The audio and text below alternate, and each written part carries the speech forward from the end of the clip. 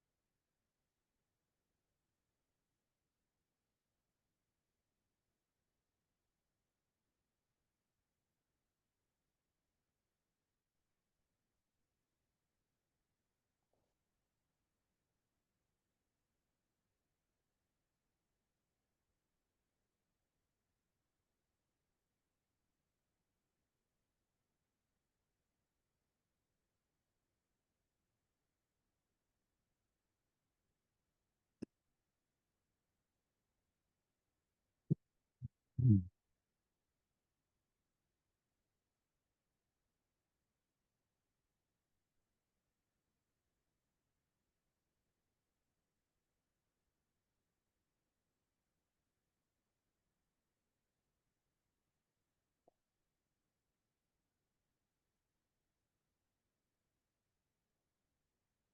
Probably more likely to aggravate your wound than to hide it.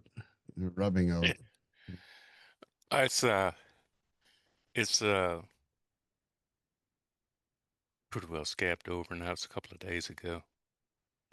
So it was just a little like scrape, took some hide off. It wasn't serious, but anyway, just ugly. And I don't have any bandages to cover it up. I've been meaning to go to the drugstore and get some, but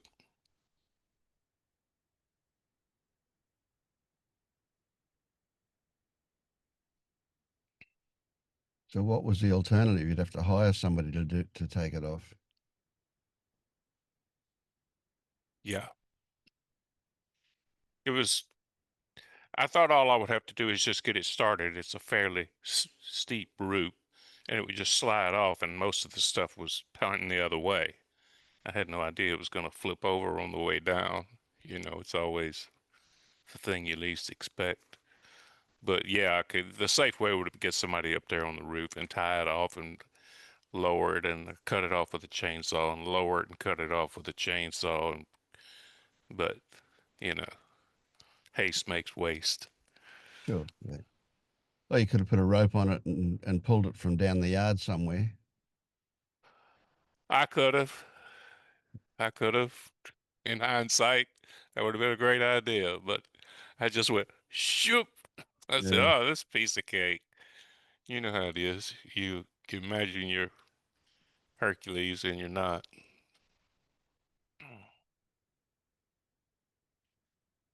Yeah. I didn't have any rope out there anyway. I've moved into town, so everything was gone from the place. It's just an empty shed, more or less. But I wanted to get off the roof so it wouldn't tear it up.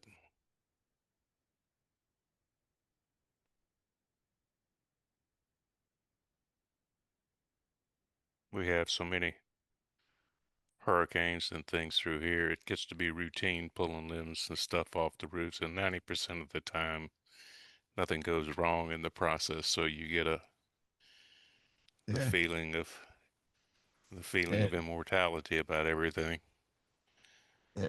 And then you watch that imagination just tell you that it's going to be easy and straightforward and no problems. And And then the odds show up. yeah. That's always something.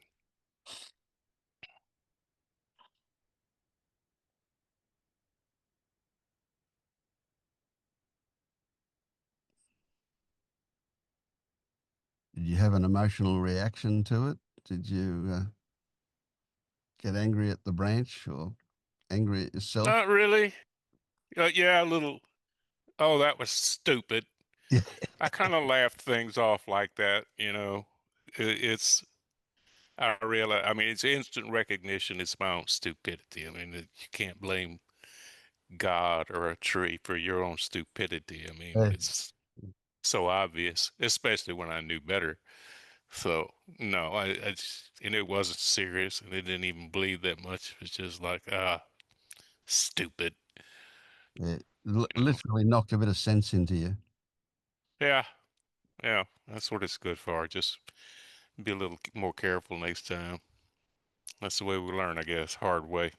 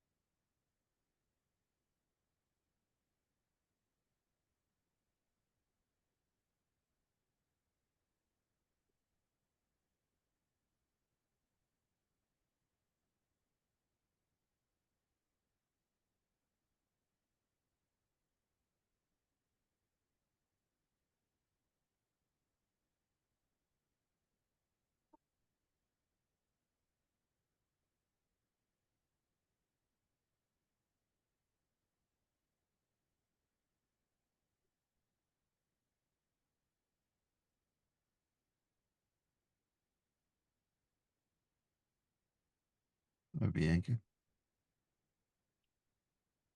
Mm.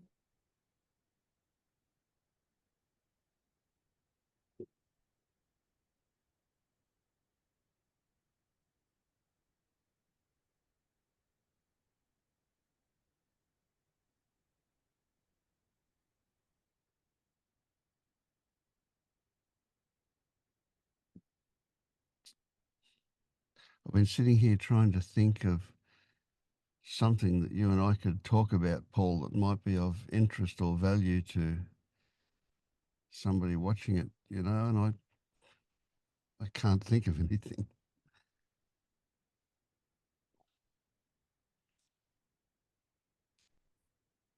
And silence felt so much nicer than trying to think of something. Well, not sure I could come up with an original thought. I can react. I'm not Yeah, sure me I too. can come up with.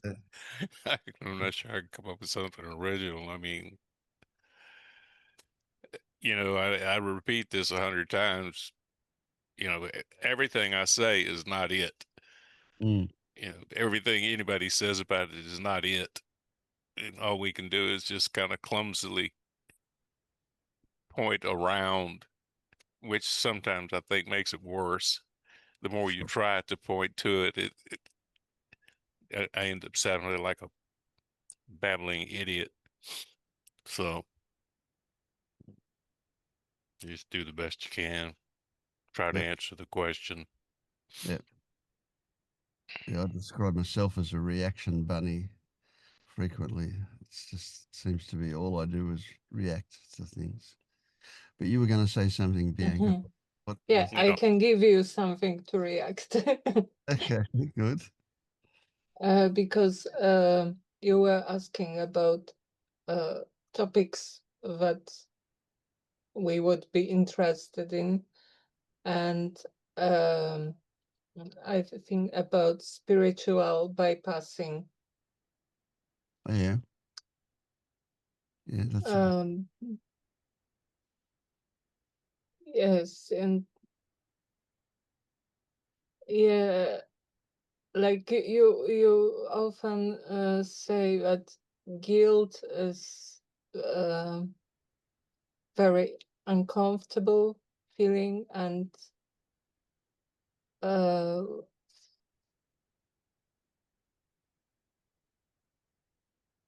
yeah, I'm wondering if I'm using this, this whole thing of I'm not in control, it's not my doing, just to avoid feeling guilt. Mm, And I think it may be bypassing.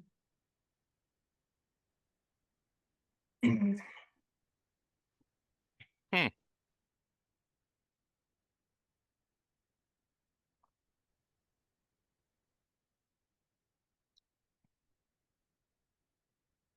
Spiritual bypassing.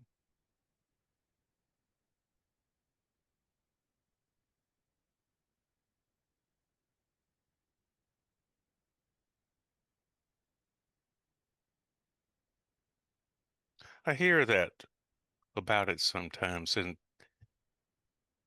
if I understand it, oh, I'm not I'm engaging in bad behavior, but I'm not responsible because I'm not in control. Is that the gist of it?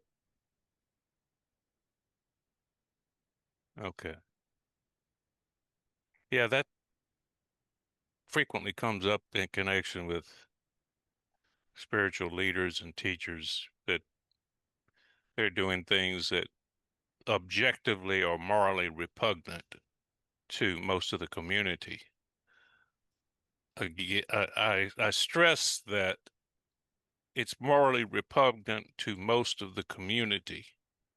Now, whether or not it's morally repugnant between the parties that are engaging in the bad behavior is the first question I would ask. And the larger question is, if are you actually responsible? If it's not a criminal act, are you actually responsible because of the moral judgment of the community? That's the first question. It's an ethics question more than a spiritual question. But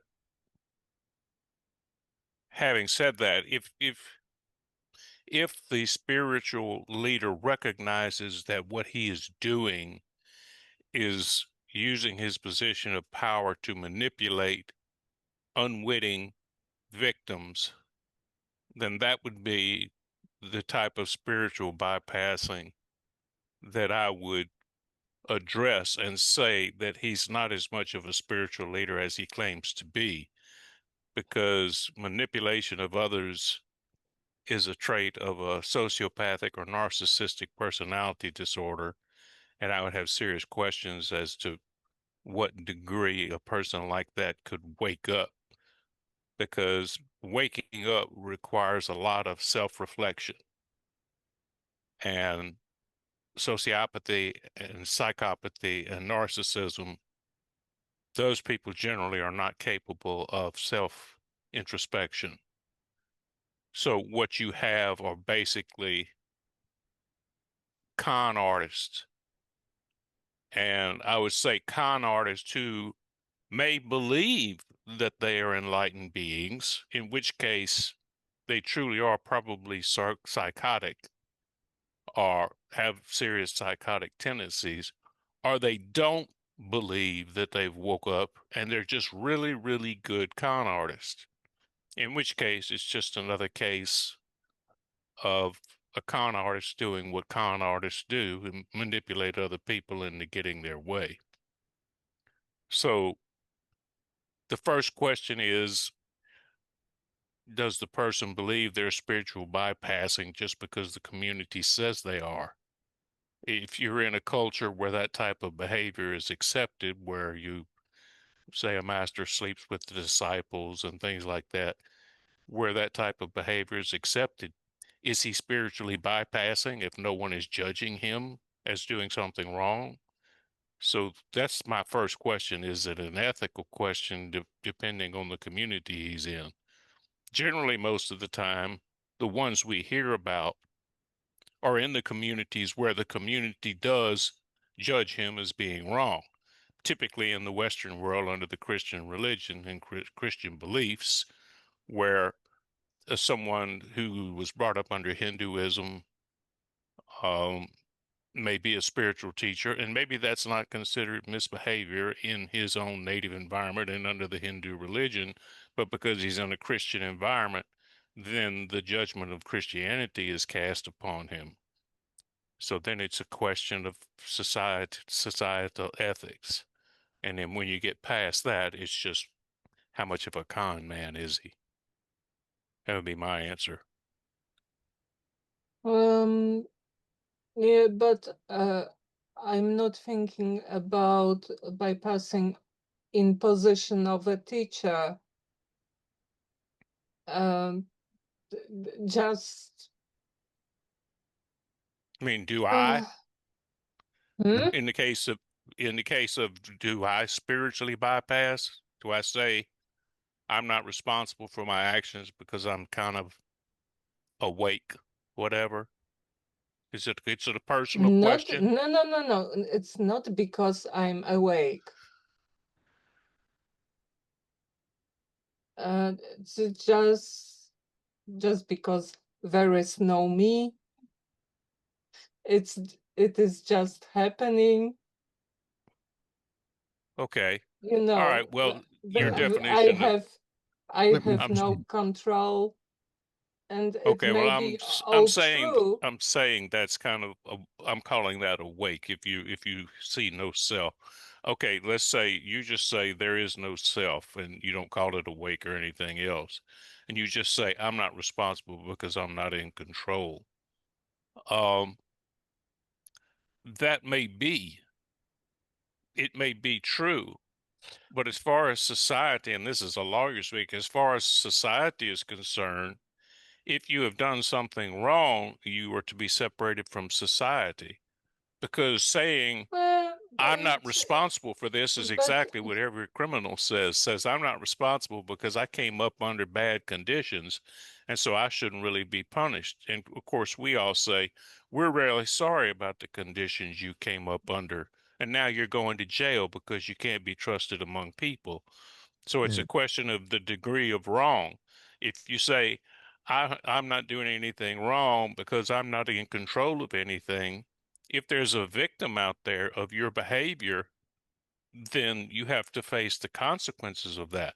Now, whether or not you ever feel guilty about it or not is really besides the point from society's point of view.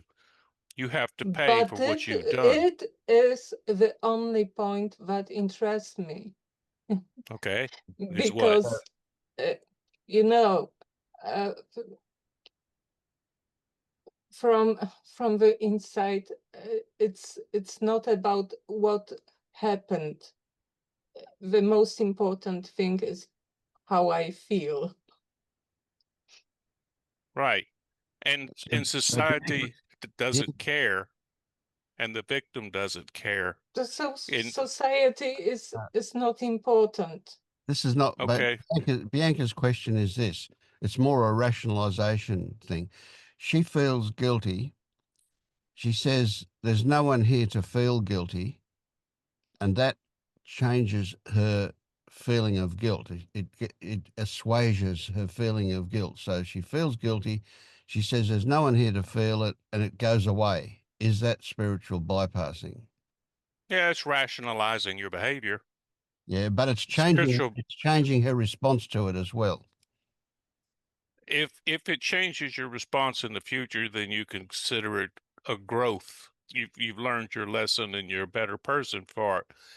If you and the very fact that you feel guilty seems that you see that you did something wrong. If you would not change your behavior if you never felt guilty and saw that you did something wrong. So yes, if you feel guilty but you say I'm not responsible, you at least know on some level that you were responsible. You're just kind of in denial.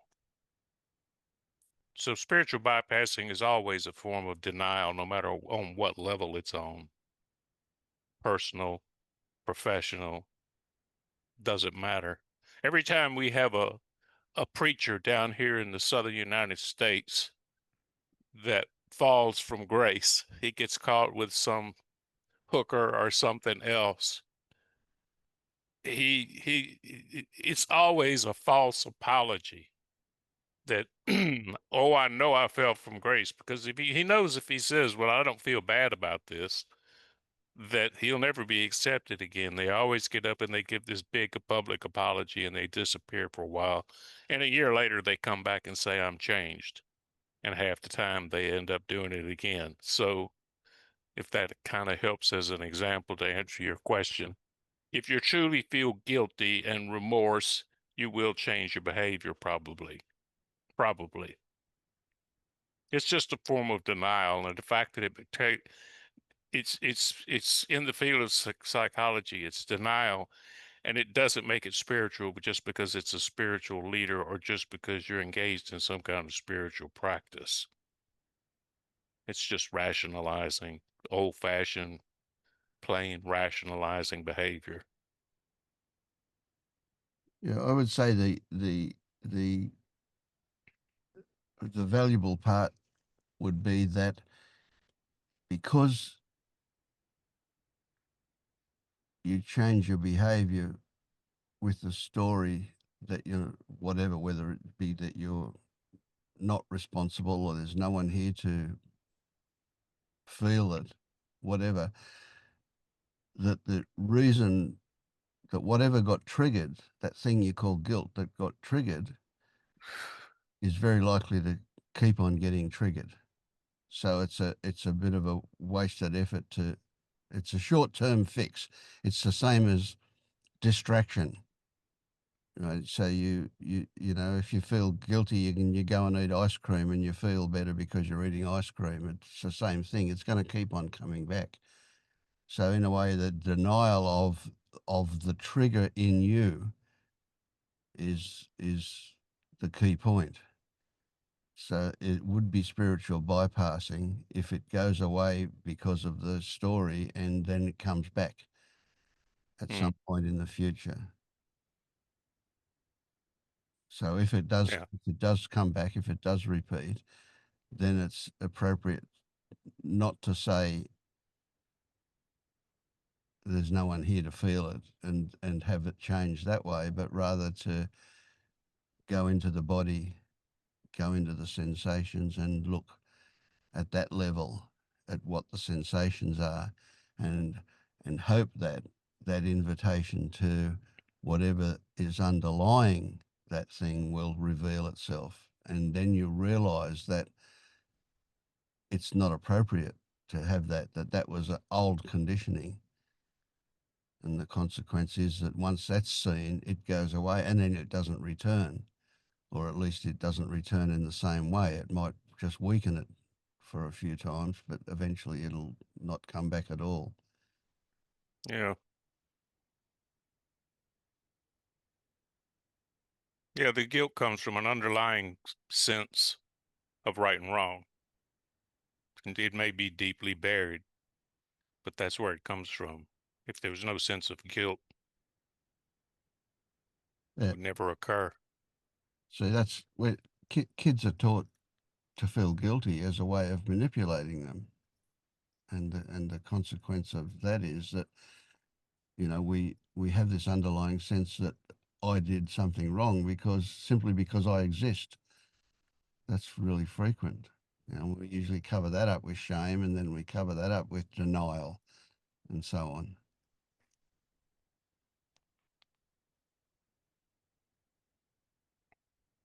It's an interesting subject. Good question.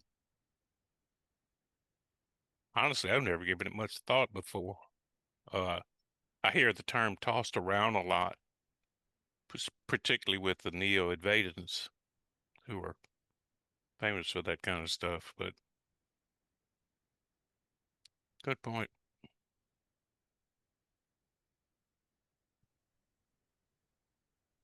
Yeah, and because it's,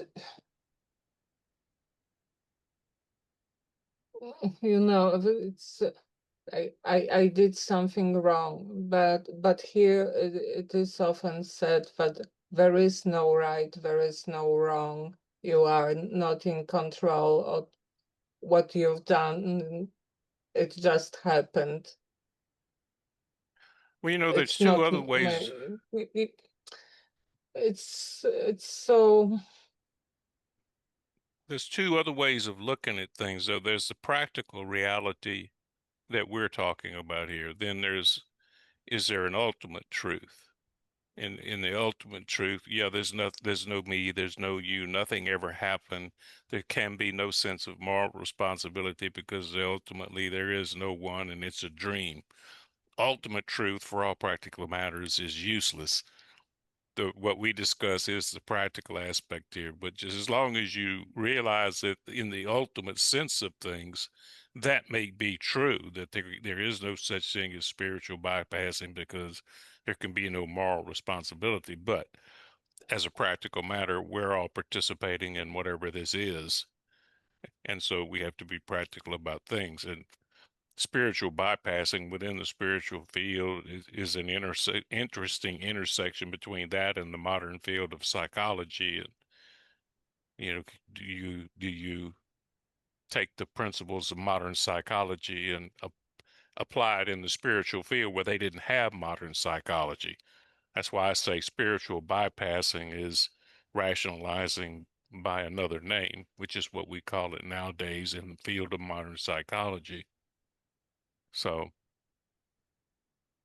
it's just if you want to, do Yeah. you want to have a spiritual discussion or a psychological discussion? So the bottom line is it's a short-term fix, just True. like any distraction.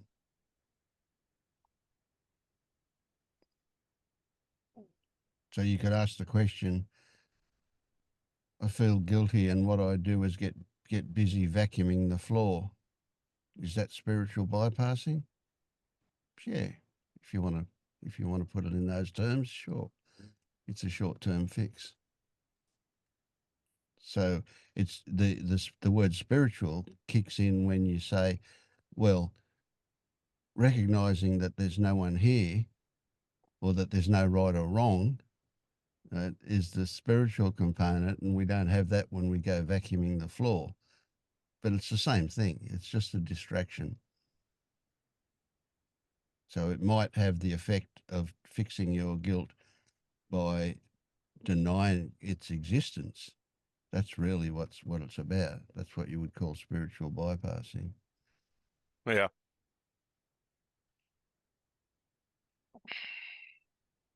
Well, the spiritual part is where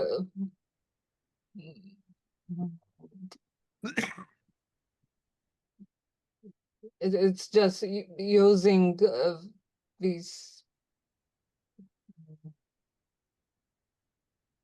spiritual slogans to justify your actions. You know, it's like in Buddhist circles often this non-attachment is used by guys, especially.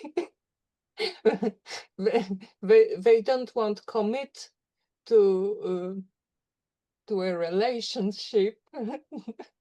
Yeah. Okay. Well, that would be They don't spiritual want bypassing. yes, they are fine with relationship, but no commitment because they choose non-attachment. Mm. And yeah, So I guess the spiritual bypassing would be using a spiritual concept to do the bypassing. mm-hmm. So vacuuming the floor wouldn't be a spiritual bypassing, it would be household bypassing or something. Are you saying that they say they don't want to commit to a relationship because of non-attachment, but they want the fruits of the relationship? Yeah, well, that's just another clever con man. That's another Romeo in clerk's clothing. But A the lot of funny those. thing with spiritual bypassing is sometimes the common cons themselves. They believe Absolutely. they are on the lies. And I was And just thinking, yeah, you can see clearly they're saying, I am a spiritual person, so that's the way it applies to me. So there is a definite identification going on. Yes. Selfing big time. Yes. True.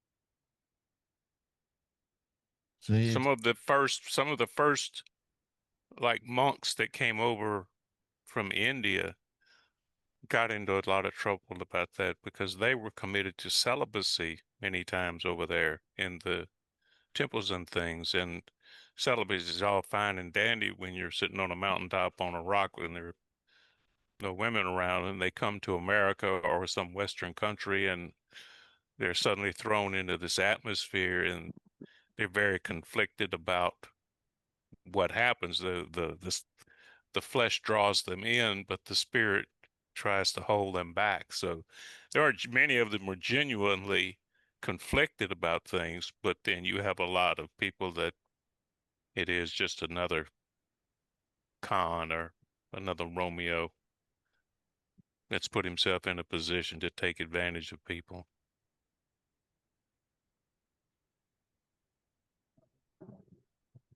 Is there a difference between remorse and guilt?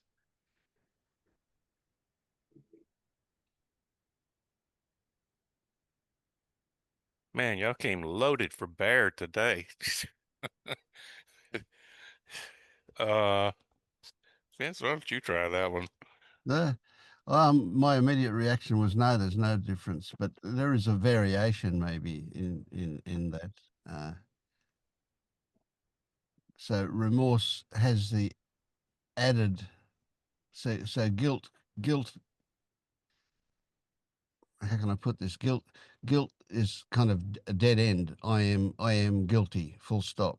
Remorse says I am guilty, but I recognise that I did wrong, and I have the intention to improve. So they're the same up to a point, and then remorse adds something else. I think, in my mind, anyway. I would agree, and I don't think I could have said it any better. I know I couldn't have said it any better. You put a fine touch on remorse that I might not have seen. So yeah, what he said. What's your thoughts on it, Ramiz? Remorse seems easy Yeah, to cope with. I feel remorse is taking responsibility for what's happening and how my action is affecting who's around me. But guilt is just uh,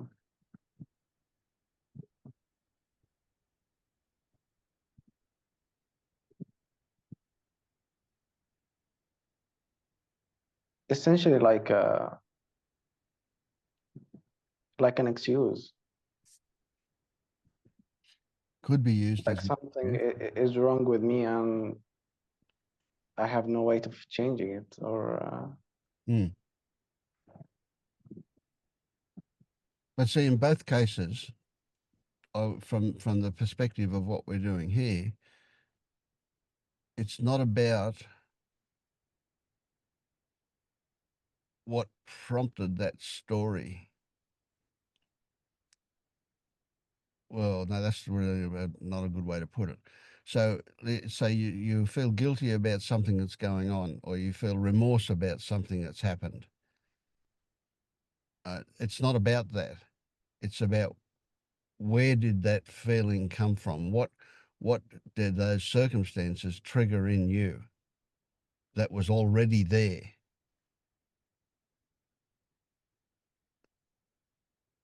It could be, it's possible that what happened bears no relationship to what was already in you, but that's pretty unlikely. In most cases, it would be that those circumstances triggered an old underlying feeling. So it's so although there is an issue there with what the actual behavior was and what you feel remorse about, uh, to get the real value out of it is to look at why it happened in the first place.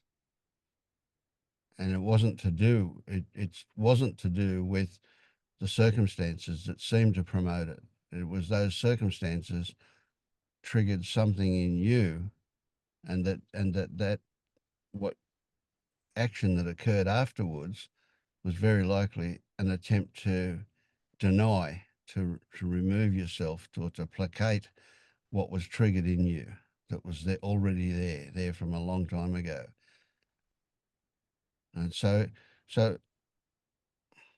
if certain behavior happened that you feel remorse about now, ask yourself, did you do that on purpose? Did you do that? Did you make that behavior happen with forethought? Or did it just seem to automatically happen? And now you're sorry about it.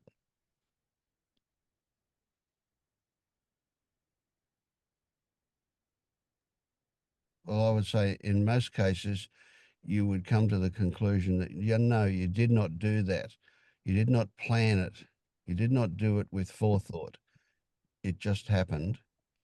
And when you look at your history, you'll find that there'll be a whole variety of incidences where that just happened. And that's because of some belief you've got about yourself. So, of course, you have to take responsibility for what happened, even though you're not actually responsible at an absolute level. But there are consequences. So that's what you're faced with, the consequences. Am I making sense? It's a bit fairy, it's a bit, it's not that clear to say, but, do you get what I'm saying? yeah, it's also it's taking responsibility about uh, what's happening in me, or of examining what bullshit or I'm trying to hold on to or not see. Yeah, yeah, yeah. I'd kind of remove the morality story there, that it's bullshit that you've got. It is bullshit, of course, but um, it's not like you put it there by choice. Yeah, it's a deeply held belief that probably was etched into you very, very early on in your life to make you more social fit, to fit in society. And then you find yourself engaging in short-term rewarding behaviors that conflict with that deeply held belief. And that deeply held belief may be a beneficial belief to society. It may not necessarily be. I mean, you have people that come up in very strange environments that are taught deeply held beliefs that can be contrary to the more wide open society. So that's why it's a good idea to examine any long held beliefs that you have and see if you would consider it a healthy belief in terms of, does it make you integrate more easily into present day society or whatever society you want to integrate into.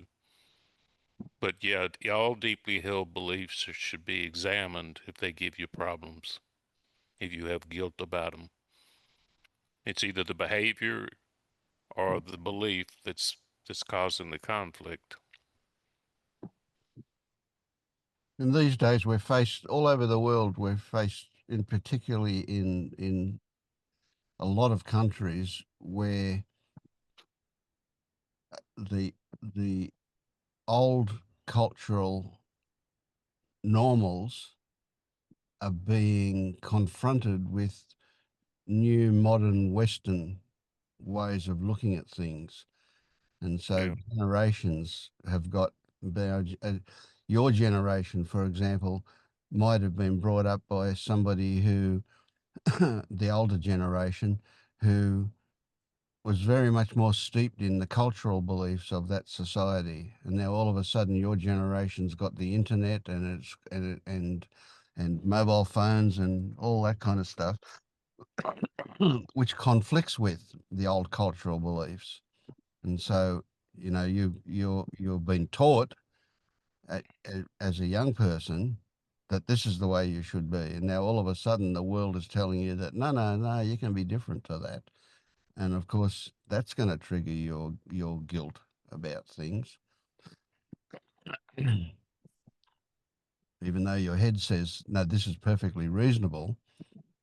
Back back when you were young and you were taught the old cultural ways, you know, that was what conditioned you. They were the conditions that brainwashed you into a certain way of being. So that conflict can be very, very real. And I see that all over the world, you know. Yeah. It's a source of a lot of strife. The world is changing so fast that it's difficult to look at old, deeply held beliefs. You know, I was brought up in a largely, this was a little town, a largely agricultural society, practically totally agricultural society here. And there were just, and everything was local. And so a lot of the beliefs that I was taught were based on that particular very local agricultural society. What is wrong to fit into that society? That's all gone. We're way past that now. So that's why I say I have to look at an old cultural belief, particularly when I'm looking at the kids and the grandkids' behavior and saying, am I trying to hoist some type of outdated cultural belief onto a modern day thinking generation? And once again, the lesson is whatever the belief is that's being challenged that you're feeling guilty about, you have to examine it and see, does it fit?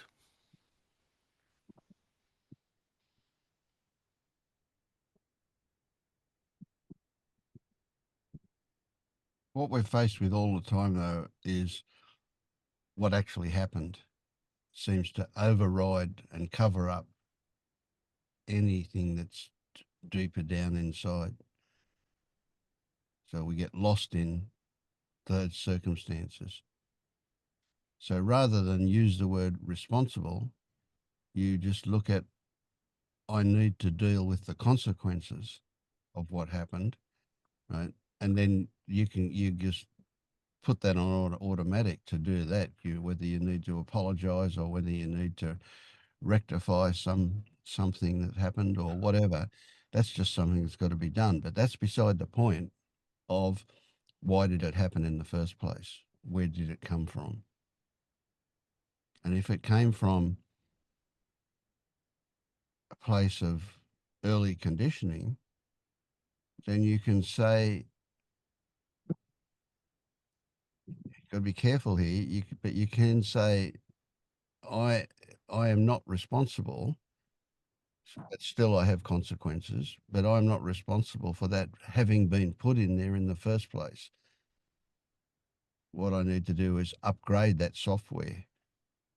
I need to actually the level, it's a firmware upgrade, really, what we're talking about. And the firmware upgrade says you don't need to feel guilty about things like that. That is just the way you were taught to be. And when that happens, next time you come across the same circumstances that trigger this particular behavior, it won't happen like that, most likely. There's no guarantees in this, of course. Yeah. It's very challenging times. Things change so fast nowadays. And I speak from experience because things changed very slowly when I was coming up. It was and things are just so rapidly building and building and building. Now it's hard to gain a firm ground on coming down on anything. It's a very challenging time for young people. I mean, for everybody, but it's survival depends on fast adaptability these days, it seems like.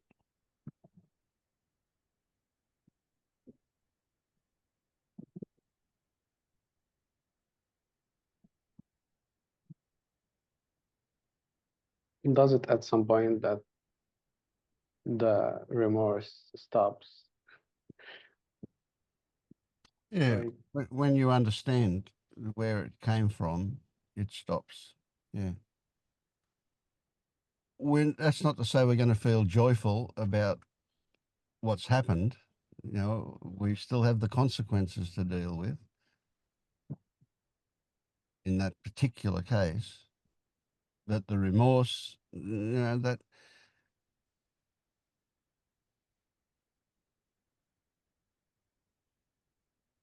that's a way to make you feel better as well.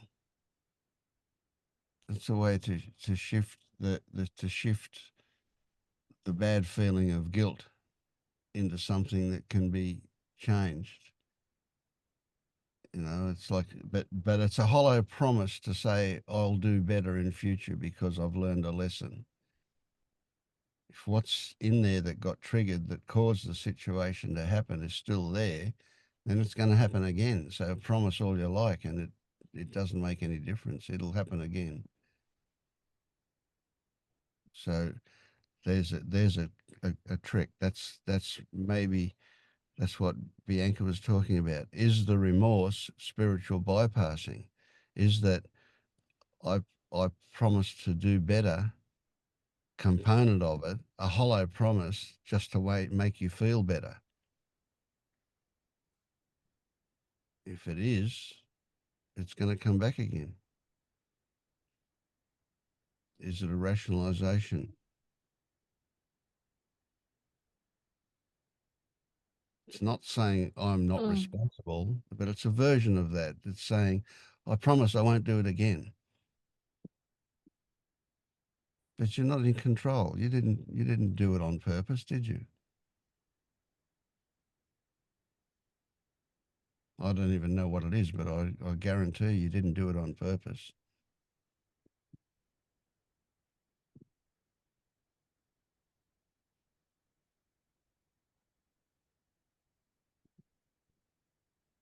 I feel like what I feel remorse about or guilt or um, it's usually when I lie to myself, Mm, when I recognize that I was lying to myself. yeah. And would you for a moment imagine that you do that on purpose?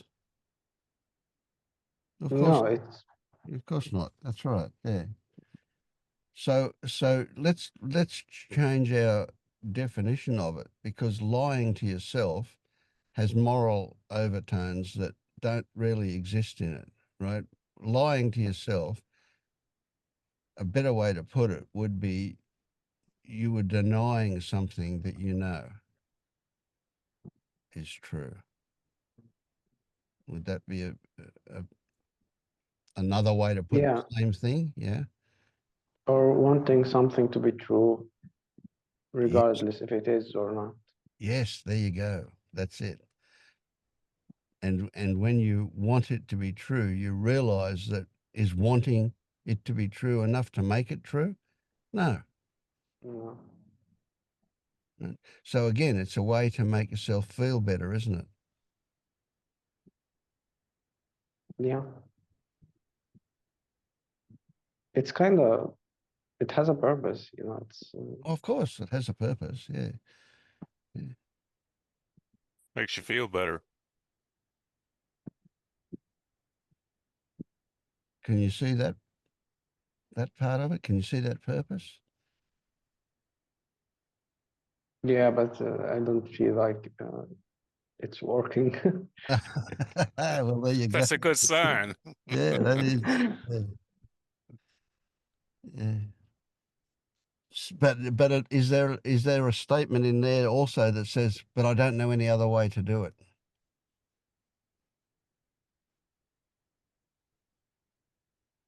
It's the most scary about it is like, well, if this isn't true, what is? And there's Ah, the sense of,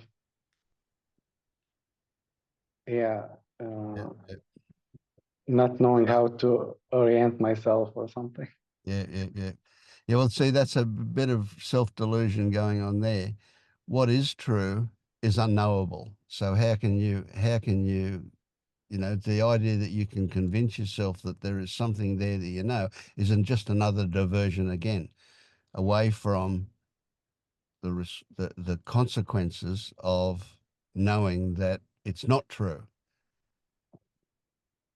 So if you accept that it's not true and don't go anywhere else, don't go to what is true, just go to this is not true, then what's actually happening underneath might reveal itself. So you stop at this is not true. Stop trying to escape from it. Can you give me an example of what you mean by something reveal itself?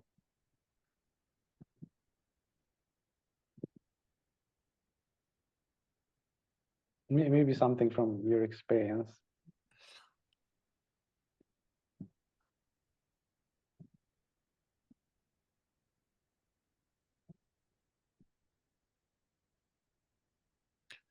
Lying to a woman to satisfy your selfish needs.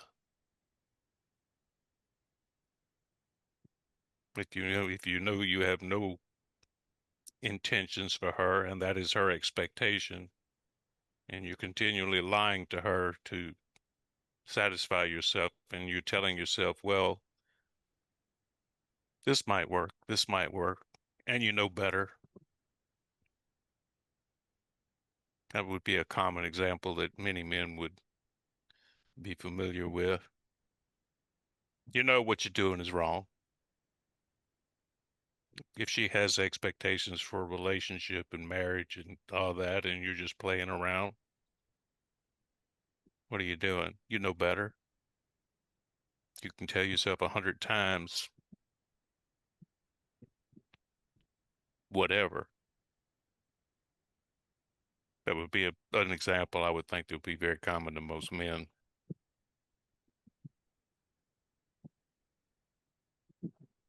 If you're rationalizing, say, well, maybe I'll change my mind, this, that, and the other. Maybe that's a good example. Maybe it's not. I don't know. It came to mind in light of the whole spiritual bypassing and preachers messing around with the disciples and everything else, trying to put it in context to an earlier conversation.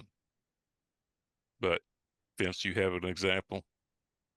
No, I couldn't think of an example in my own life that would be of value to you. May I give an example? Sure. Okay. Starting tomorrow, I'm going on a diet. And this time I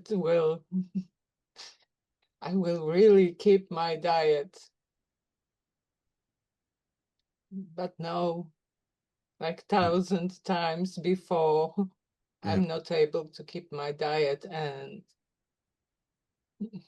yeah, and then I may say, oh, I'm just not in control. I can't control it. Yeah, it's like New Year's resolutions here in the United States. We all promise Yeah. we're going to do better, and we may have well-meaning. We really do mean well because we see that we need to change something, and then generally before the second or third week, it's pretty apparent it's not going to work. And we've done it 10 times before and it hasn't worked. So the evidence says that it's not true that I'm going to stay with this diet this time. 10 times the evidence is shown. So the evidence says it's not true that I'm going to stay with this diet, but I still keep telling myself that. So Yeah. So, well, Ramiz's Yes, and then to escape feeling guilty about not keeping my diet, I use the slogans that I am not in control, it's not my doing, it's just happening. and that's accurate. Yeah, there are consequences, but oh well. Yeah. So that's an interesting example, Bianca, a really interesting example, because the lie was that I'm going to go on the diet, not that I can't keep it. You knew when you said you were going to go on the diet, that was a genuine intention that to do that, to lose weight. And that, but you knew when you said it, when you set out to do it, that history has shown you that you're not going to keep it. So the lie was inbuilt into the first intention. It didn't come afterwards when you realized that you couldn't keep it. You already knew you couldn't keep it. So what Ramiz is saying is, in using that Well, example, no, Vince, it's not as simple. Every diet, every next diet has slightly different circumstances. which we hope will make it true, will make what. And maybe this time, magically. So what Ramiz's question was about was that if we don't get lost in those stories, what's the truth that will reveal itself?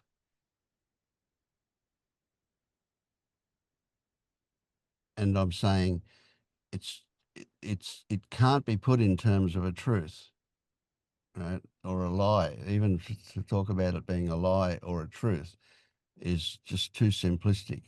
The reality is that what we might call the truth is the revelation of a whole lot of circumstances, a complexity of circumstances that underlie what's going on. And so there's no simplistic single thing that we can call a truth there, but there is a whole lot of circumstances that add up to that kind of thing.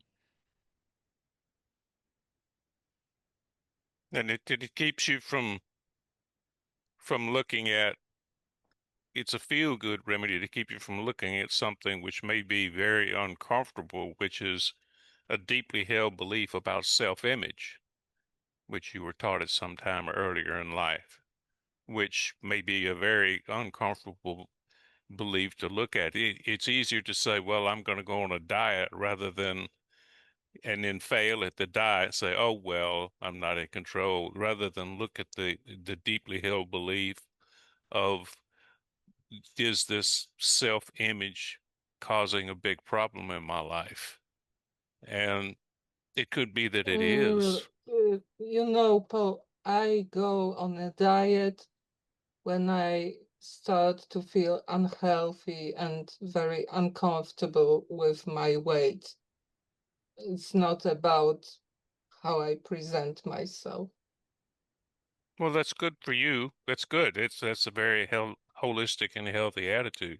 But that's not to deny that there are women who look at it from that perspective, who were brought up that self-image, this certain image, the model image is the most important thing, and it's a conflict for them, and it can cause a lot of misery to look at that belief. It may be very difficult to look at a belief where you were taught always to be skinny as a rail and realize that your life has just been a constant unhappy struggle trying to keep that image. And that if you were to actually look at that image and say, I should be allowed to not have that image and feel more comfortable with myself, even if I'm 20 or 30 pounds heavier, I might be a lot happier. That's a difficult thing to look at when you've had this deeply held belief ground into you from a very early age. So it doesn't apply to you specifically. You just feel unhealthy. I'm the same way. When I just get feeling too heavy, then I'll slow down on my eating. But it's not really a question of self-image. I mean, at this point in life, it's not that important anyway. But for many women, it is a struggle. I mean, we have women who struggle with that in the United States all the time. It's an illness called bulimia, and I think there's another one, anorexia or something else. And it's built on deeply held beliefs. So that's what I'm saying is when we're talking about rationalizing, it makes you feel better, and it's a more comfortable, uncomfortable feeling when you break it than it is looking at the deeply held belief that might be very uncomfortable to look at. That's where I'm trying to go with this. Yeah. I mean, this is very personal for me too. I have a bulbous belly that I don't like. And it's, and I say, I don't care what I look like. It's my health that's the issue. Because obviously with a bulbous belly, I've got a lot of fat around my heart and that kind of stuff. So I go, it's unhealthy. It's not about appearance. But they can't be separated. The appearance is what leads me to the health idea. And like Paul is saying, we all have this really deeply ingrained idea of what it's good to look like and what it's not good to look like. So whether we approach it from a health or whether we approach it from a beauty thing, I mean, the conceit of the beauty thing is easy to dismiss. You know, that doesn't really work. I was never handsome anyway, so what the hell, you know?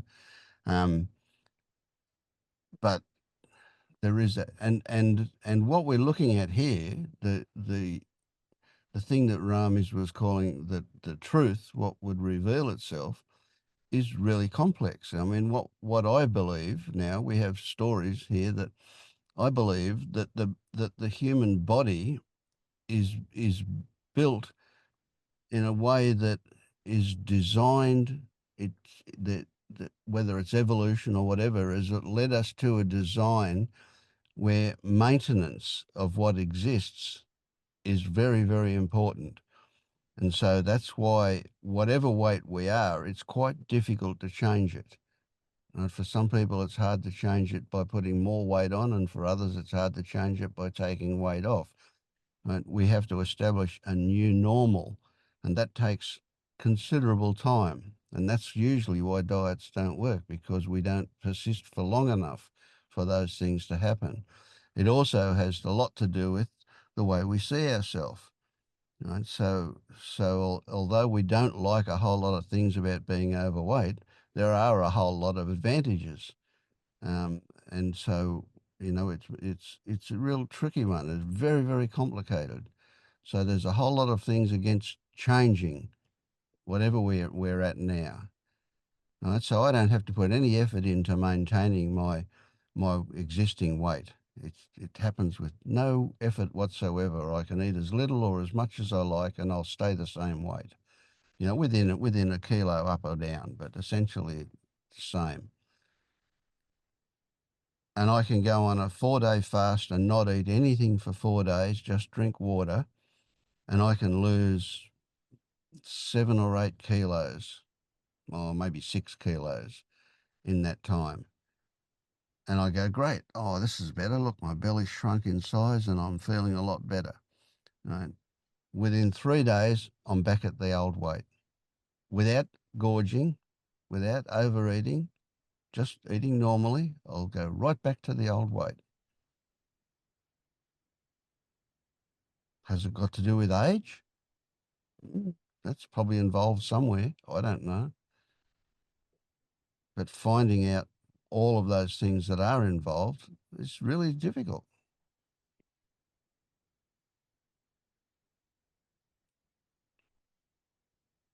I even tried, well, I love my belly. Instead of wanting it to be gone, I'll love it. Well, that didn't work either. It's still there. Yeah. So, changing these things that are inbuilt into us is not so easy. Right. It's difficult to look at those deeply held beliefs. Very difficult.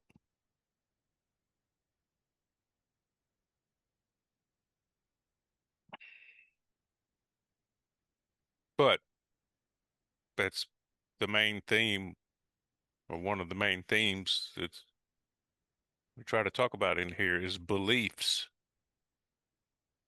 Any belief, deeply held, lightly held. What is the practical effect?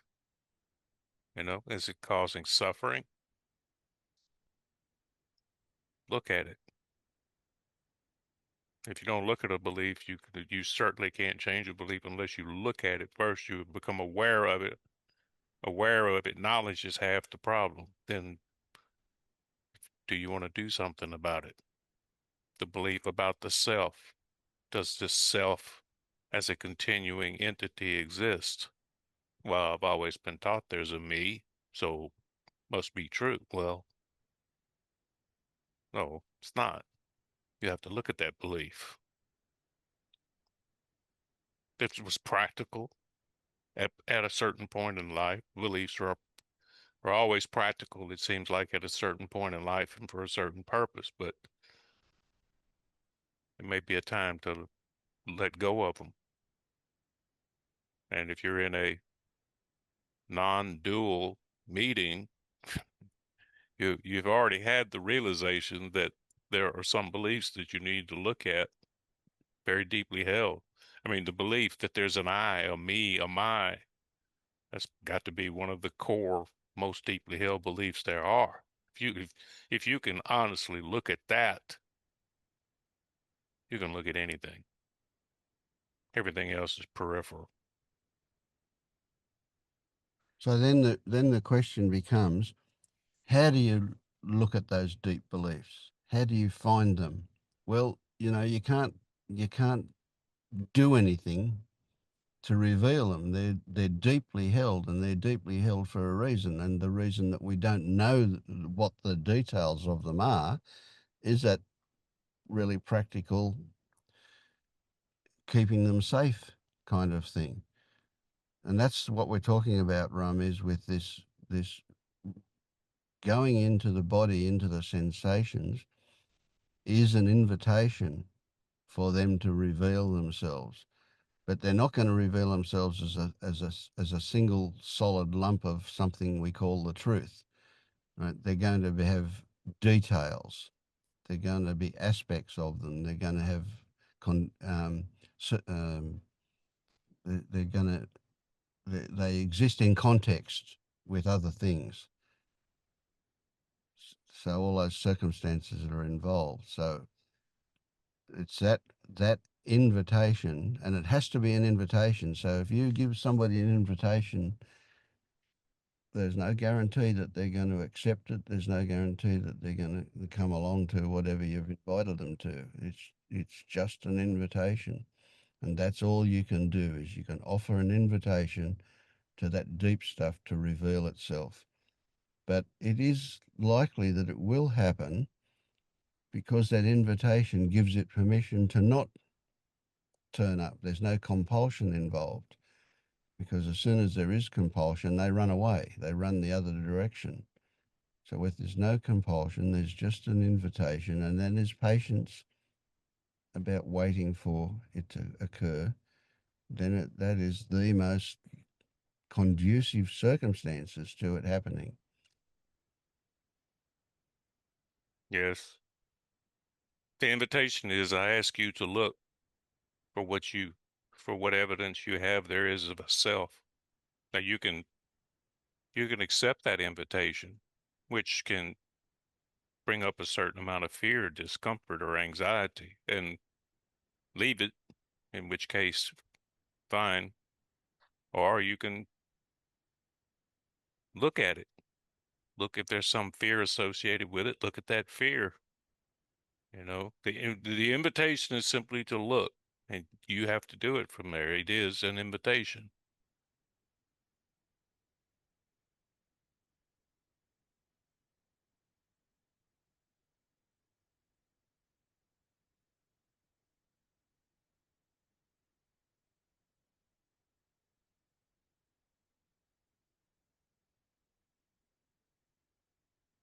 It's almost like when you go into the body and focus on sensations that have come up as a result of just thinking about it, even, it's a bit like you're not looking that wild animal in the eye, because as soon as you look at it in the eye, it's like that's a challenge. And so you're looking at it only sideways. You're looking at it out of your peripheral vision. You're just getting closer to it very, very slowly and very, very patiently, trying not to scare it as you do that. And you just do that by looking at the sensations in more and more detail, more and more intimately, more and more closely looking at the sensations. And it's not in the sensations. There's no answer in the sensations. That's just you sidling up to whatever is there without scaring it away. But I don't know of a better technique to find out what's really there than to do that. It seems simple, but yeah, it's got to go beyond labels, way beyond labels in your experience of the sensation. Go to where it's impossible to describe, and looking at and experiencing the details of those sensations at that level. and you're very, very busy. In fact, you are the sensation when you're doing that. That's all there is that sensation. You're so immersed in that sensation and the variations of it, the aspects, the characteristics of it, that you're entirely involved in that. And then you maybe those other stories about what's really going on will reveal themselves.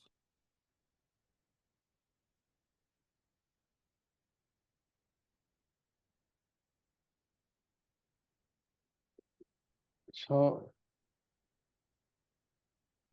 oh, what are the type of what is true to reveal itself? Um,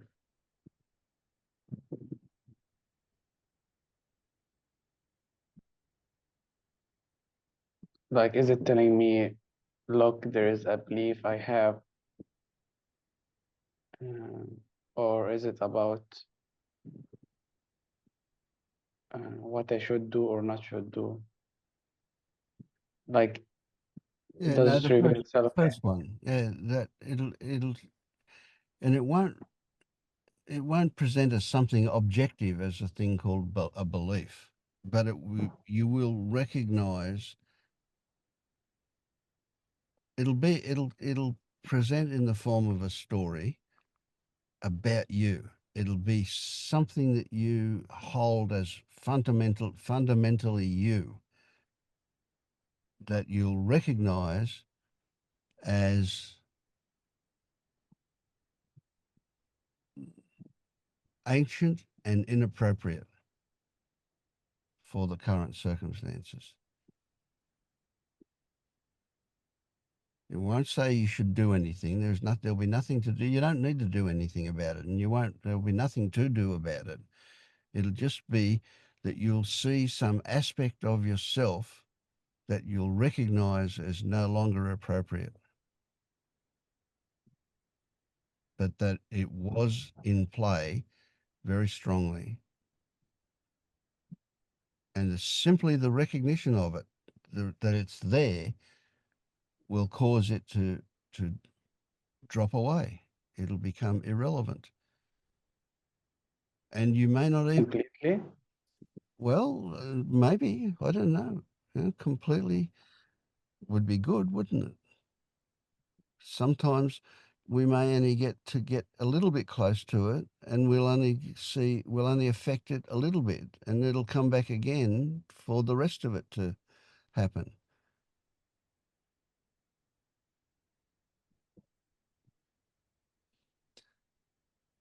And the crazy thing is that maybe it'll still happen, but it will have a different response because of seeing the context of it.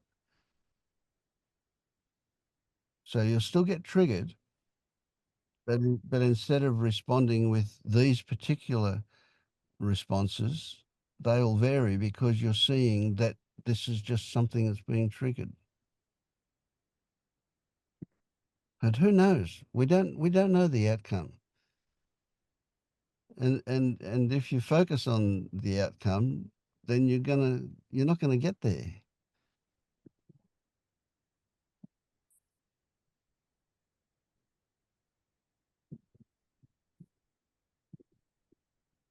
So don't promise yourself things.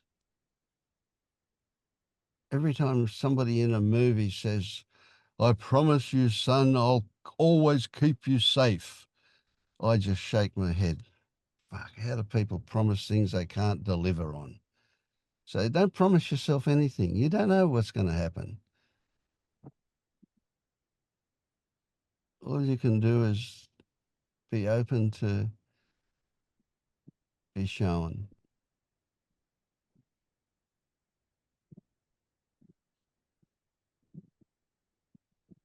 I'd love to give you a pill that will fix it instantly, but that's not the way it works.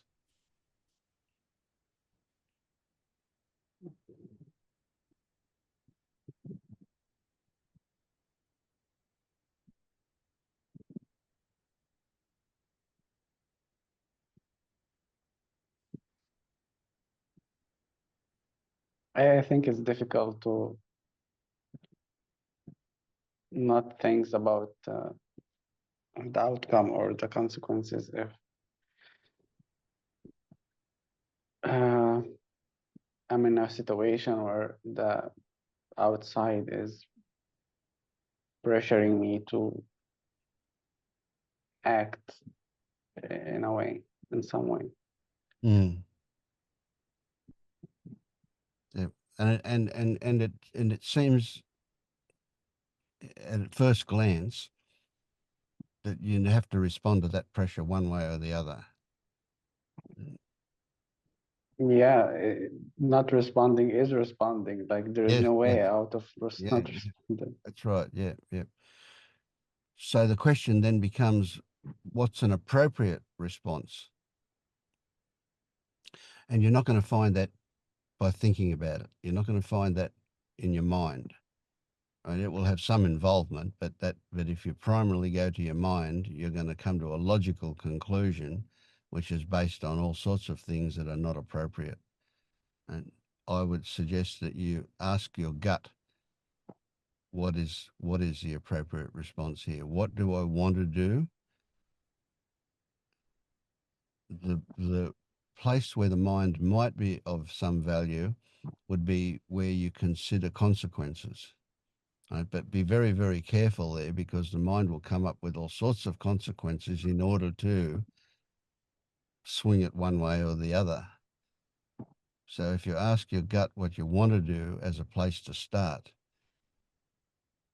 what is appropriate, what is authentic about what you want, and then consider what that outside pressure is about.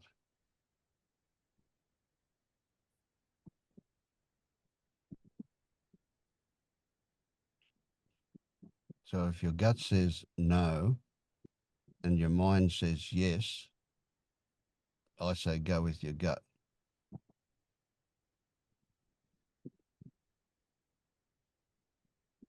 It won't be easy, of course. You're in a double bind situation. No matter what you do, you're in trouble.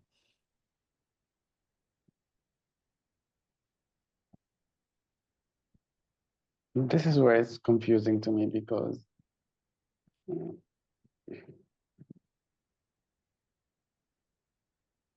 Sometimes you have to pick the lesser of two evils. It's never comfortable either choice.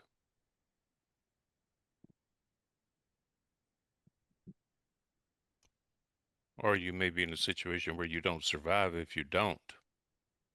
I mean, I don't know how serious the situation is you're pointing to, but many people are forced to make those choices. They're never going to be happy about it. It's the way to find happiness in a choice, to neither choice you agree with. But there are greater forces than you in life.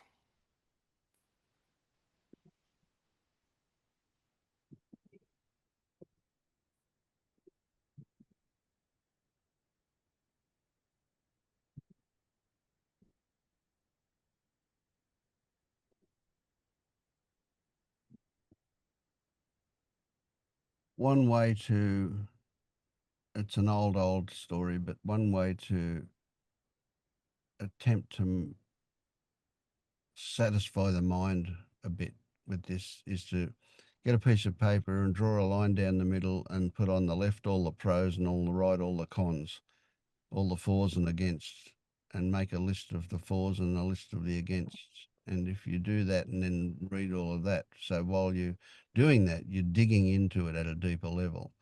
And when you get that list and you can't think of anything else to put on it, if you reread the list and you see that there's 3 things against it and 15 things for it, it's pretty obvious. I don't know if it's the other way around. If there's 15 things against it and 3 things for it, it all becomes pretty obvious. So that's a relatively good technique, I think. But that's only satisfying the mind part of it. It's still, you need to consult your gut. What does your gut really want to do in this circumstance? And that answer is going to come via thought, but it will have a very soft possibility feel about it rather than a definite answer.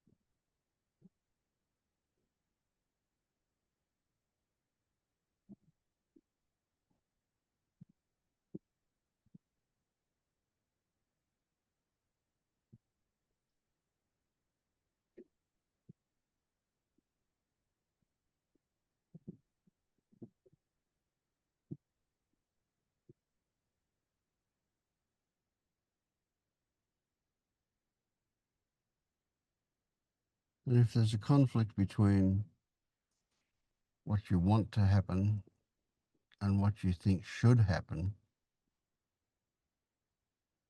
again, it's no easy answer, but think of the consequences again. Think of the short-term consequences and the long-term consequences. And almost always you'll find that if you went with the should have, that you're going to be in trouble pretty quickly. And it's going to be a long-term trouble. It's not to say that if you go with what you want, that you're not going to have troubles, but at least there'll be different kind of troubles. Always a balance. You weigh it. I agree. Writing it down is helpful. It kind of solidifies your thoughts, which tend to jump around. Writing it down can kind of put things in context where you see the big picture.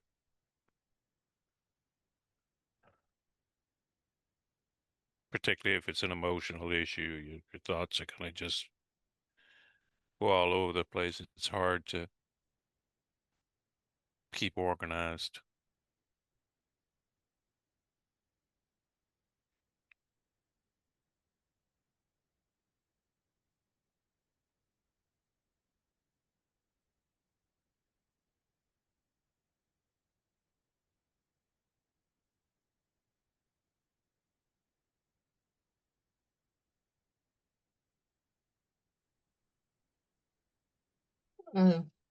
What came to me other societal pressure, not about image, but that I should keep myself healthy.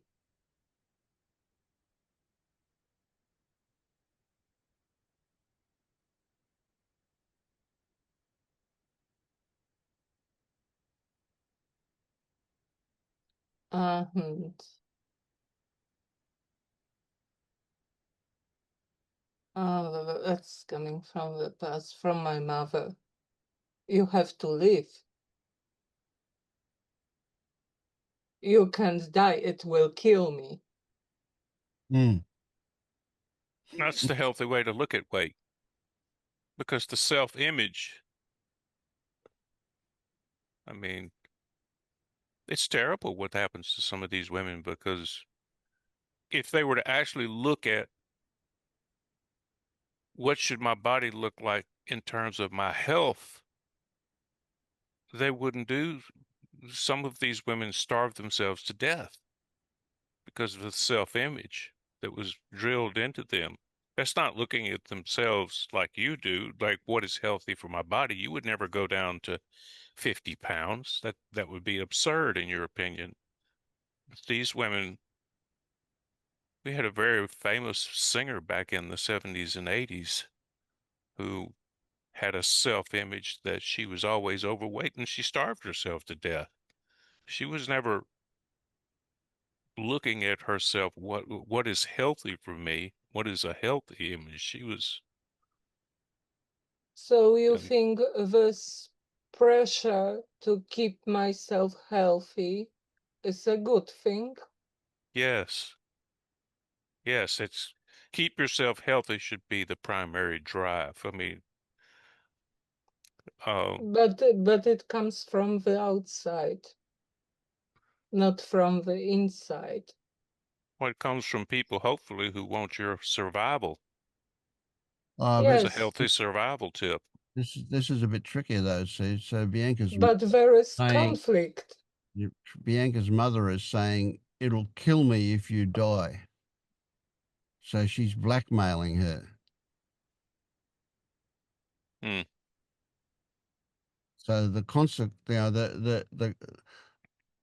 content of that stay healthy yeah, that's good, that's valuable, that's real, but where it's coming from is not. Where it's coming from is an emotional pressure to say it's your responsibility to make me happy. That's what her mother's saying. So there were bad motives in imposing this belief on you that you should maintain a healthy weight. Well, that's an interesting point. But in terms of your behavior, you wanting to, if you want to keep your weight a certain weight because you feel it's important for your health, well, But I can't. Hmm. I'm gaining weight and gaining.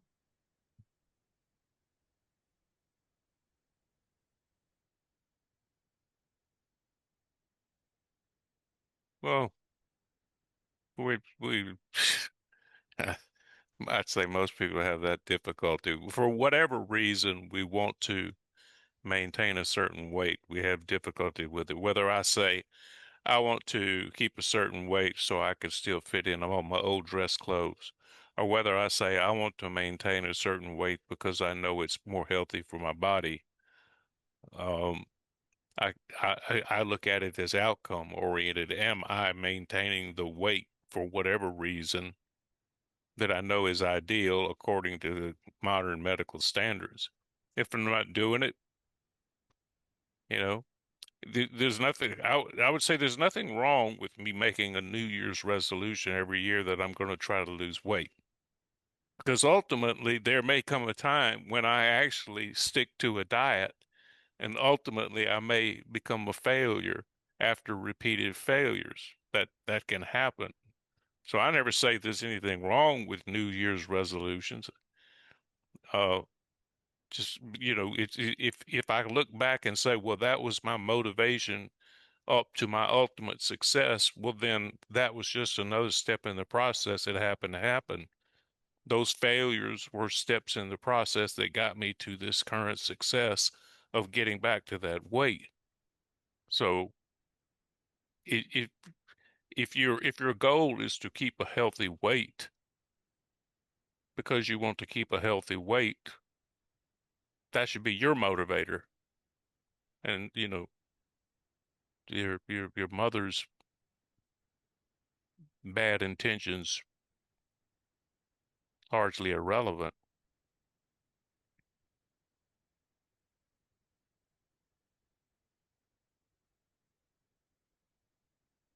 Parents frequently say a lot of things that aren't true, that are designed for your survival. When they tell you there are monsters under your bed, that's to keep you from getting out of bed in the middle of the night when your parents are asleep and wandering out into the woods where there truly are monsters throughout history, bears and wolves and things. They've told you a lie to keep you to make you survive. Now, you can debate the wisdom of that and you can debate the morality of that, but the very fact that you're still walking around on the earth says there had to be some value to it, because you did not get up in the middle of the night and go out in the woods where a wolf would have eaten you. So bad motives, Yeah. that's an ethical or a moral question. The result is, are you still here?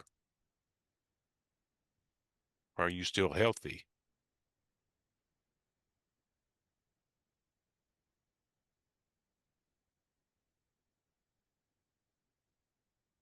So if Bianca succumbed to her mother's pressure to be healthy in order to keep her happy, keep her mother happy, she could have a healthy body and have all sorts of psychological issues. It could be. And as an example of that, the therapy for many of these women, at least in this country, with anorexia is retraining that body image, and frequently they become heavier. And in other words, it's a conflict according to that previous body image, but they become healthier but more psychologically healthy, in that they're not conflicted about their weight all the time and constantly binging and vomiting and stuff like that. And they frequently become what they consider a comfortable weight. And so, yes, keep that healthy weight, you may become psychologically unhealthy. Or to not keep that weight, you might be more psychologically healthy. Mm. It's a weighing process. Which one are you more comfortable with? The extra weight or the psychological well-being? Mm. It's a personal choice, really.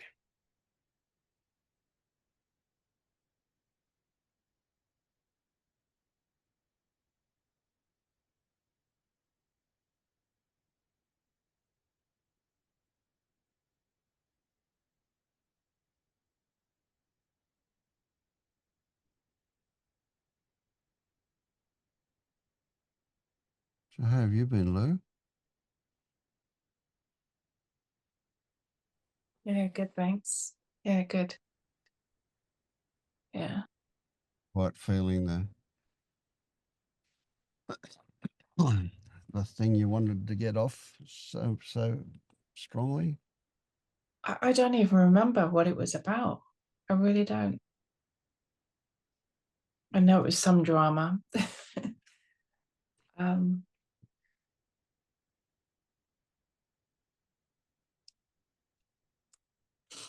I think the only thing that I can remember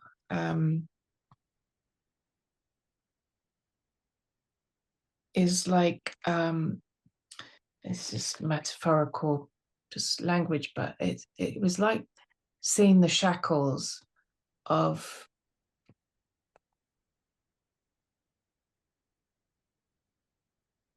my own beliefs. I don't know.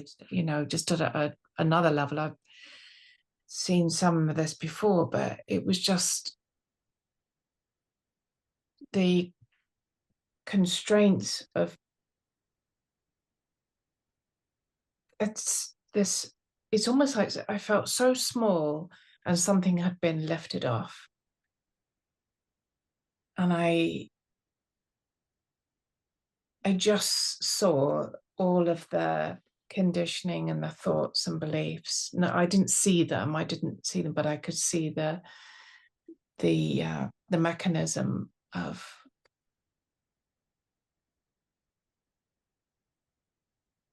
what was keeping those beliefs in. God, how do you describe this? And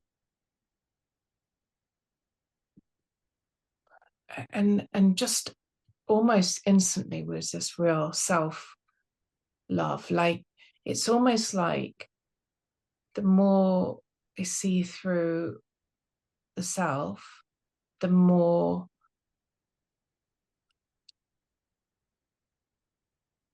like at first I thought, well, there's more love.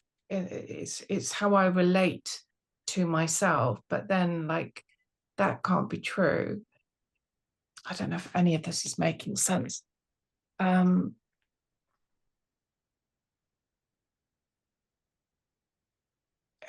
just seeing it and as I was interacting with other people, there's this defensiveness, there's this defensive level that's just seems to have dropped. It's not been very long because I don't know what's going to happen, but it's just I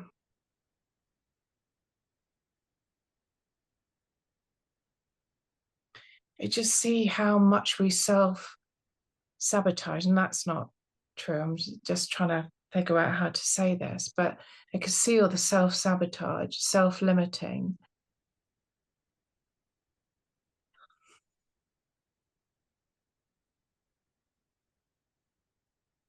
Like even little things, like I have this terrible habit of when I get nervous or anxious, I pick the dry skin and I just notice the constant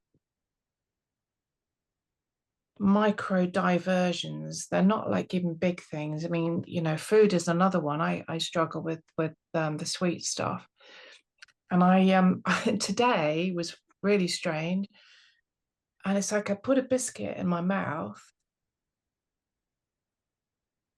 because and then I just realized I unconsciously did that. I just did that. That was a habit, and it wanted to fill something here.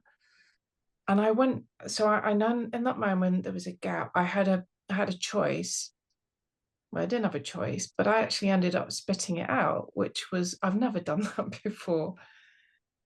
But it was back to some kind of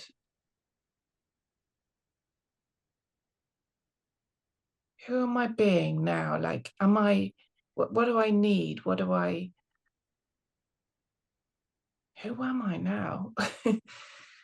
Why do I need that? I don't know. All this stuff came up. So it's just this micro slowing.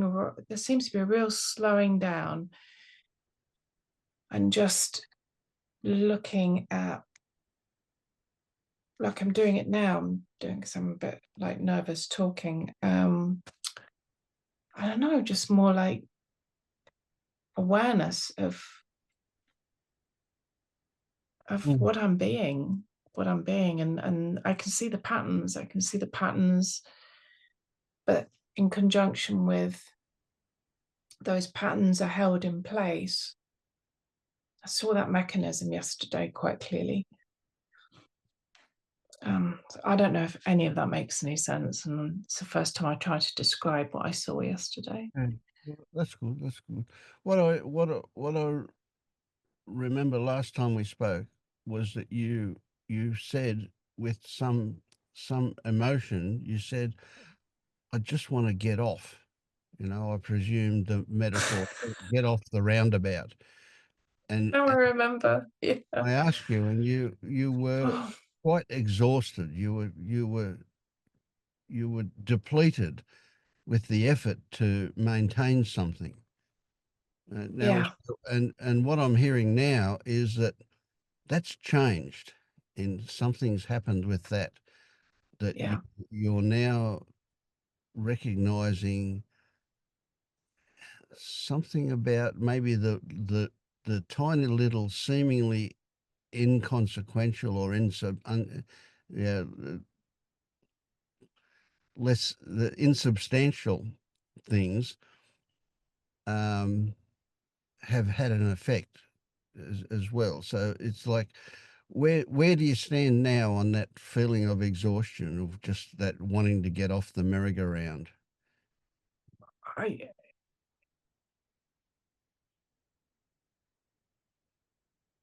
No, now it's all full. That it's so full of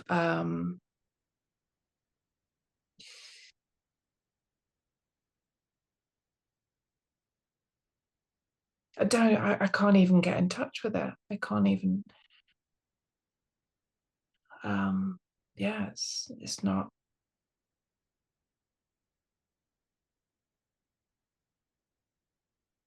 Okay, so let me ask you this then.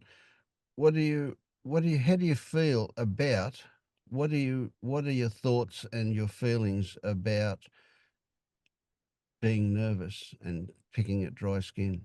It's fine. It's okay. It's like Yeah, great. it's just not resisting anything that's. Yeah. And even the biscuit, like I could have eaten it or not eaten it, but So when like, you spat it out, it wasn't a case of resistance. no, I was laughing. I was laughing because I was spitting it out. It was a case of recognizing something, recognizing Yeah, a habit, recognizing an unnecessary aspect to it. yeah. Kind I of. did recognize that if I ate it, I would have that same familiar feeling of like, why did I do this? I feel rubbish now. I saw that. So Yeah, you weren't spitting it out to avoid that feeling. You just recognized that would be there if you did eat it, and that the consequence was that you didn't need to eat it. yeah. It felt like a choice, but when I was doing it, I was like, I didn't choose to spit it out. It's that's very slight moment catching that I realized I didn't choose to do something. Mm. But you also didn't need to do what has happened in the past. So Yeah, there was a yeah, recognition of something there. Yes. yeah, Oh, yeah. yeah. And it's just like that. I mean, I just went for a walk in the reg. I wanted to get uncomfortable. I don't know why. I wanted to be uncomfortable. I wanted to get cold and I wanted to get wet and I wanted to stomp and I don't know. I just loved it. And I shouted and I screamed and I cried and I just did what the body wanted to do. And Is that today? that was yesterday after the meeting. Right. Yeah, Yeah. Yes. yeah. I was going to ask you about that, how that one went. Yeah. Yeah, yeah, yeah. And I cried and laughed at the same time. Mm. Um, and Which is then, a perfect and state. then, yeah. And I just felt this freedom from, and it wasn't just old conditioning from society, it was my own shackles. That's what I saw. This have to be good, have to do things right. I just felt like a free being. Like I am a mother, I'm a daughter, all those labels we can put on, but I just touched a place where I was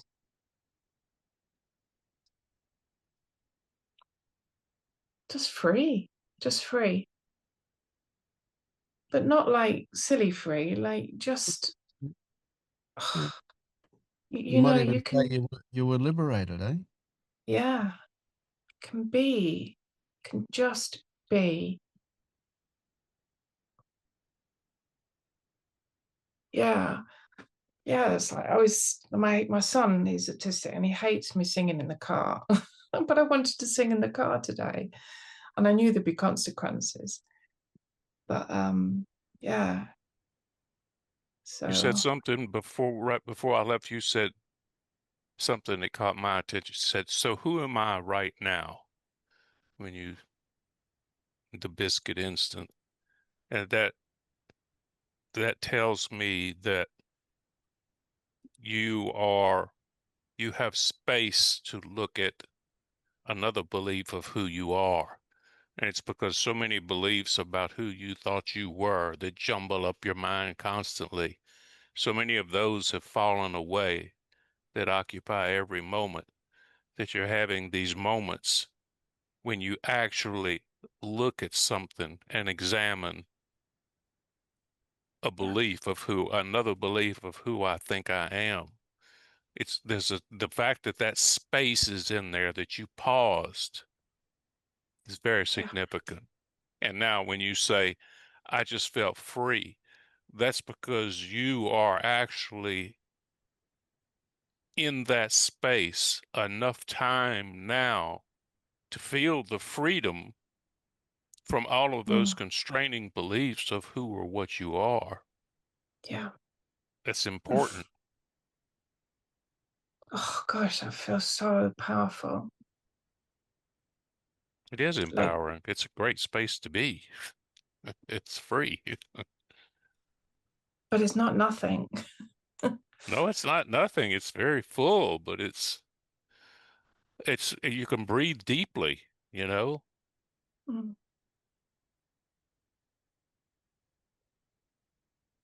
So with that space, I think there's seems to be a noticing of the old pattern and the nothing, if that makes sense. The space, more space, I suppose that's what you. But I see clearly most times the conditioning, like naked, is right there.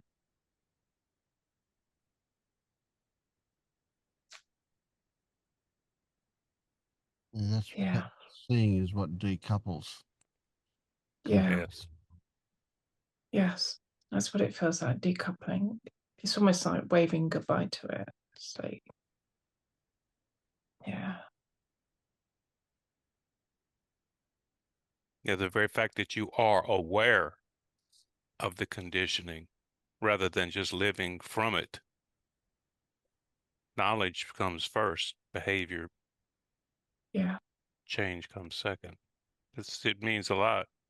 But that space is very educational sometimes, what you can Mm. see. Yeah.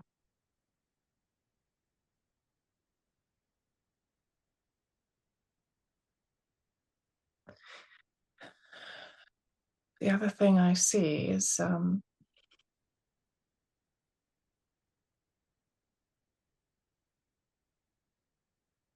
was with a couple of people today, and I just noticed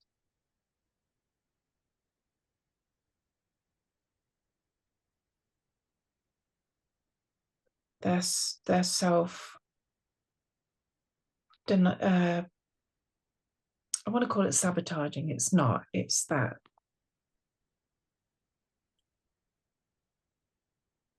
I know it was like a mirror. I could see other people's beliefs in something, and I could have some compassion that they would say that or think that, because I can see that pattern, but then that had some space too. But not to want to fix them or say anything. It was just like just noticing, just using. So it's not only my own patterns, but other patterns. Yeah.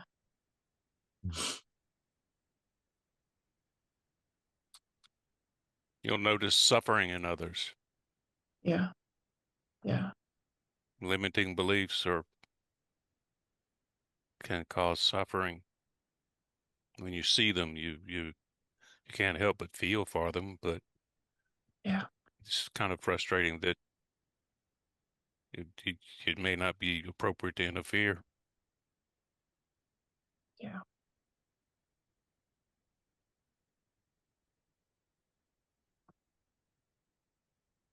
Like when Ramis was talking, I could feel there was movement around the heart.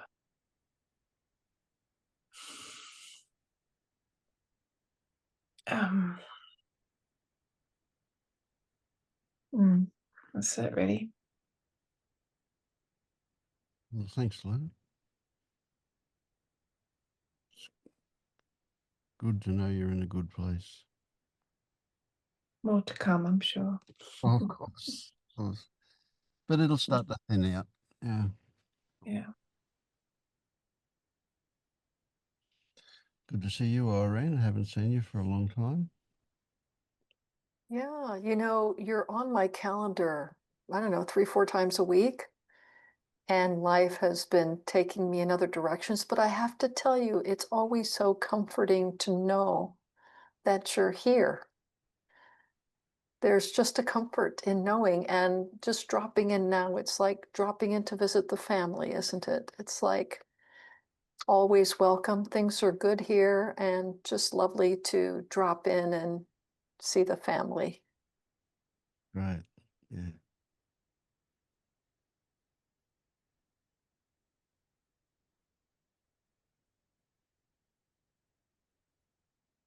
Yeah, it's a tricky one to consider that yes, we talk. I feel the same. I feel it's a family kind of thing as well. Yet it's nothing like the traditional family where we get triggered into things. It's the opposite. It's No, the way family should be. exactly. It's the safe space of family, Mm. the safe space to show up authentically and to be supported and encouraged and listened to and heard and acknowledged. And how wonderful is that? Mm. Yeah. Right. But whenever I see your name, it's Vince's group, whenever I see that, there's just a comfort, smile, and a gratefulness. Yeah. So thank you. Thanks for showing up at all these meetings. Thank you for supporting all of us the way you do. Thanks for your compassion and your insight. Thanks for all of that. Yeah. Well, I'd love to take credit for all of that, but Thanks for your humility, Vince. That too. but thank you for your contribution to this very space that you're talking about. Yeah, absolutely. Everybody's who's ever turned up is as much a part of this as me or anything else. Yes. Yeah, yeah, yeah. You know, I used to, you know, I recognize now that, you know, being on Earth and having this body, that it isn't just the universe doing what it does. It takes all of us doing what we're doing. That everything has its place. And I used to think, oh, it doesn't really, not that people don't matter, but it takes us doing what we're doing to have it all. Mm. We're an integral part of it. And I used to not think that. I used to think the universe is just doing what it does. But no, it takes all of us doing what we're doing as an expression of the universe doing what it does. Yep, absolutely. Like being instruments. Yeah. I just saw another pattern.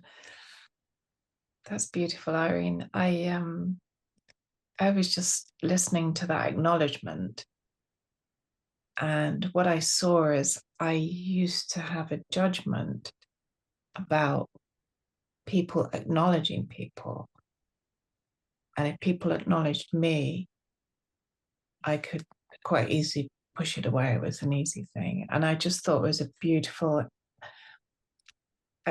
So one, I recognize the beauty in the acknowledgement, because that's not you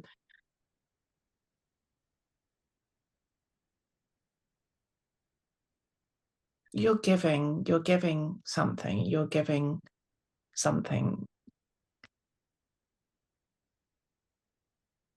And yeah, I just saw a pattern, another pattern. We often don't know how to take if somebody acknowledges us, we don't know how to respond. And that's another, it's a beautiful thing to have an acknowledgement, but that's another self-love.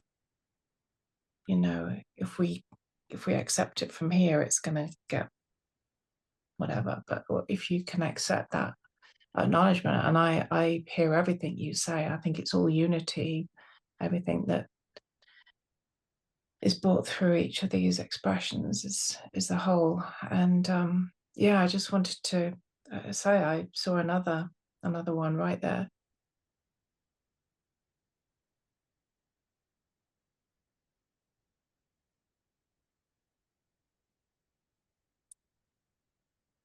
Louise, are you English or Australian? English. And will you English stiff upper lip Yeah, type but of we don't. people? Yeah, you don't tell people, you don't say things like that. You don't Yeah, show your heart. Yeah. yeah, yeah. That was built into you from way back. Yeah. Well, it's funny, Paul, because after yesterday, I actually came and I wrote for quite a while. And one of the things was this feeling. I wanted to try and get in touch with this space. And I wrote down, I remember feeling this as a child and wanting to express love. I wanted to be kind and I wanted to be nice. But I could see others bullying others, and I could see my mum and dad telling me I've got to be aware of strangers and be careful of this and that, which is, you've got to do those things. But there I could see the layers of carefulness being added on. And like you said, Paul, probably the English thing as well. We don't generally compliment and acknowledge people. And it's a beautiful, beautiful thing. And yeah, I'm just recognizing that pattern. Something I've always wanted to do, but yeah. I lived in the States for a while, and I had some American friends, and they were very big on. They were just expressive, very expressive, and I just felt uncomfortable because it just wasn't what we do. Yeah. Yeah. Well, we argue sometimes that they're way too expressive, but we don't argue that very loud because we have the whole freedom of speech thing. But yes, we have a lot of English influence here and stiff upper lip, but it's a lot softer here. But it's also where it comes from, isn't it? I mean, you can tell Irene is authentic, and I could, I want to say those things, but if I would probably be forcing it from here. Although I think it did send Vince a message acknowledging yesterday. But it's also where it comes from, isn't it? You can't say to somebody, you must acknowledge people every day, because that's not going to work.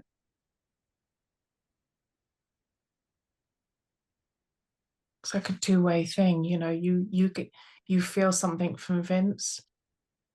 You want to express that. Vince wants to respond.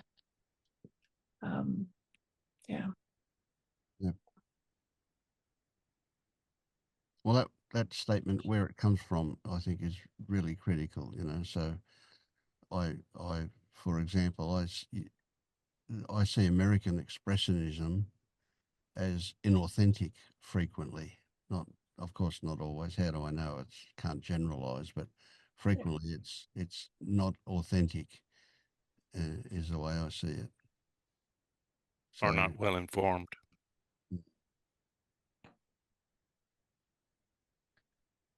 Both.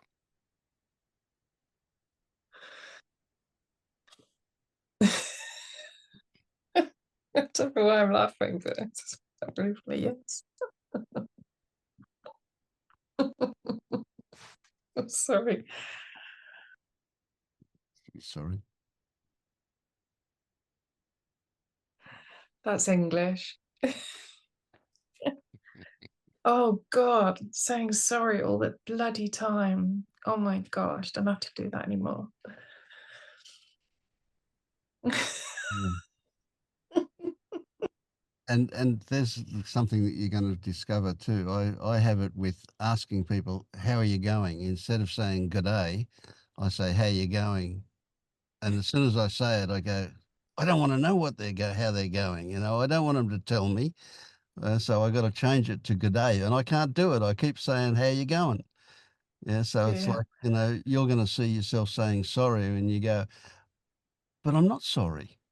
You know, yeah, I mean, it's just something that comes out automatically. Yeah. yeah, So yeah, your relationship to that will be interesting to watch as it yeah, transforms slowly, slowly, slowly, if at all. Yeah. Mm. yeah. I love how the recognition, the pattern recognition is just, it's like so present for you.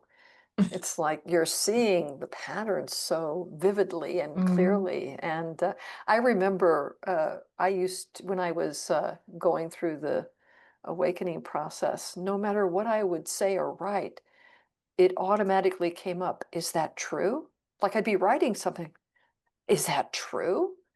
And that was the question that was constantly surfacing for me. Is that true? Everything was being questioned. And I just love how all the patterns are, so many patterns are being witnessed and recognized by you right now. And it's such a juicy time. It's such a fruitful Yeah, time. Yeah, yeah, lovely. yeah.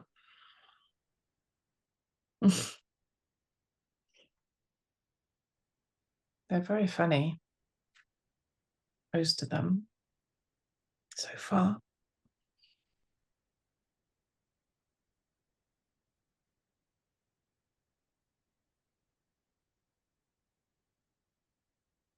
Well, thank you, everybody. I'm going to go and get breakfast now.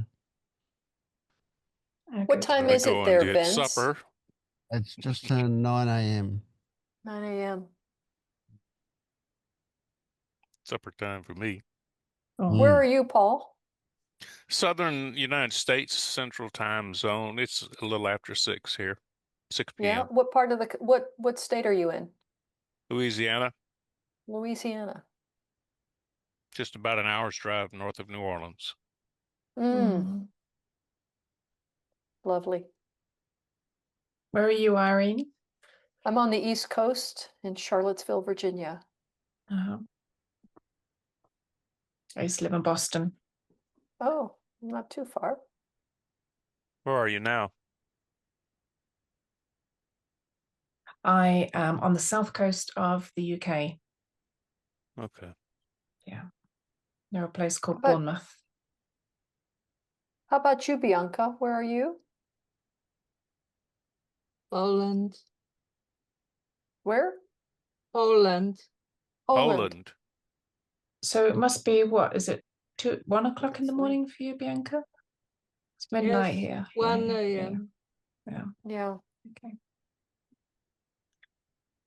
Okay. Thank Well, you. thank you.